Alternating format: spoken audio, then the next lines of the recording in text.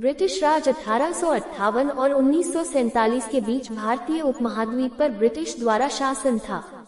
एक क्षेत्र जो सीधे ब्रिटेन के नियंत्रण में था, जिसे आमतौर पर समकालीन उपयोग में इंडिया कहा जाता था, उसमें वो क्षेत्र शामिल थे जिन पर ब्रिटेन का सीधा प्रशासन था, समकालीन ब्रिटिश इंडिया, और वो रियासतें जिन पर व्यक्तिगत शासक राज करते थे पर उन पर ब्रिटिश क्राउन की सर्वोपरिता थी। इसकी स्वतंत्रता तक ब्रितानी ताज के अधीन सीधे ही शासित किया जाता था। फारस की खाड़ी के त्रुशल स्टेट्स को भी 1946 तक सैद्धांतिक रूप से ब्रितानी भारत की रियासत माना जाता था और वहां मुद्रा के रूप में रुपया काम में लिया जाता था। ब्रिटिश राज के दौरान भारत में दो प्रकार के क्षेत्र थे। 3 ब्रिटिश भारत, भारतीय गवर्नर जनरल या भारतीय गवर्नर जनरल के अधीनस्थ किसी भी अधिकारी के माध्यम से महारानी द्वारा नियंत्रित प्रदेश एवं क्षेत्र। देशी राज्य, महारानी के आधिपत्य में आने वाले स्वतंत्र राज्य। 20वीं सदी के अंत में ब्रिटिश भारत 8 प्रांतों से बना था, जिसका प्रशासन राज्यपाल या उपराज्यपाल करते थे। बंगाल विभाजन 1905-1911 के दौरान नए राज्य असम और पूर्वी बंगाल का जन्म हुआ, जो उपराज्यपाल द्वारा शासित थे। 1911 में पूर्वी बंगाल और बंगाल के एक होने के साथ असम, बंगाल, बिहार और उड़ीसा पूर्व में नए राज्य बने। 4 देशी राज्य या रियासत, ब्रिटिश राज के साथ सहायक गठबंधन के अधीन एवं स्वदेशी भारतीय शासक द्वारा शासित एक संप्रभु इकाई को कहा जाता था। अगस्त 1947 में भारत और पाकिस्तान के ब्रिटेन से स्वतंत्र होने के समय 565 रियासत अस्तित्व में थे। ये देशी राज्य ब्रिटिश भारत का हिस्सा नहीं थे, क्योंकि वह सीधे ब्रिटिश शासन के अधीन नहीं आते थे। ब्रिटिश शासकों को मान्यता देकर या उनसे मान्यता छीनकर राज्यों की आंतरिक राजनीति पर अपना प्रभाव कायम रखते थे।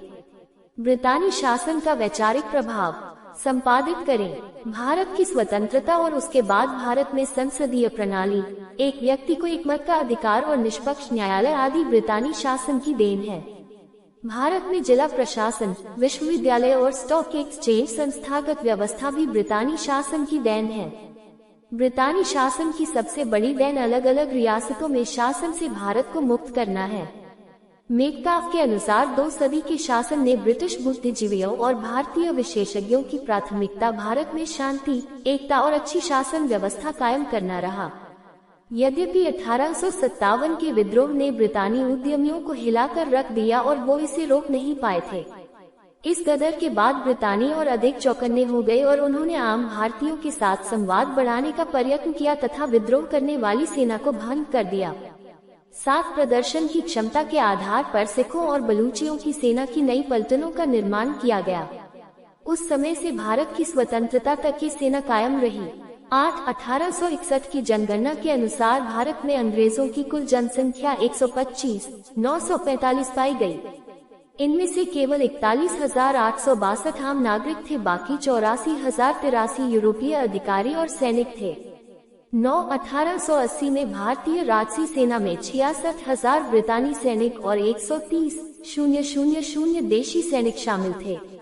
ये भी पाया गया कि रियासतों के मालिक और जमींदारों ने विद्रोह में भाग नहीं लिया था, जिसे लॉर्ड कैनिंग के शब्दों में तूफान में बांध कहा गया। साथ उन्हें ब्रितानी राज सम्मानित भी किया गया और उन्हें आधिकारिक रूप से अलग पहचान तथा ताज दिया गया। 8 कुछ बड़े किसानों के लिए भूमि सुधार कार्य भी किए गए, जिसे बाद में 90 वर्षों तक वैसा ही रखा गया। 8 अंत में ब्रितानियों ने सामाजिक परिवर्तन से भारतीयों के मोहभंग को महसूस किया। विद्रोह तक वो उत्साहपूर्वक सामाजिक परिवर्तन से गुजरे, जैसे लॉर्ड विलियम बेंटिंक ने सती प्रथा पर रोक लगा दी।